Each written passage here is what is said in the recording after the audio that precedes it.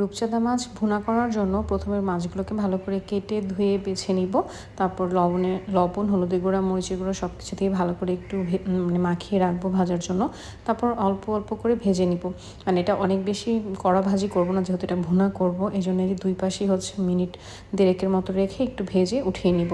এরপর কড়াইতে তেলের মধ্যে আমি দিয়ে দিলাম পেঁয়াজ কুচি আর রসুন কুচি। রসুন বাটা ইউজ করলেও হবে, বাট আমি রসুন কুচি দিয়ে দিছি। এগুলোকে একটু লাল করে ভেজে সব গুঁড়া মশলা দিয়ে দিলাম। হলুদের গুঁড়া, মরিচের গুঁড়া, ধনে গুঁড়া, জিরা গুঁড়া সব কিছু দিয়ে মশলাটাকে ভালো করে কষিয়ে নেব। তেল দিয়ে সুন্দর করে মানে তেল ওঠা পর্যন্ত কষিয়ে নেব। একটু পানি দিয়ে তারপর কষিয়ে নিচ্ছি সুন্দর করে।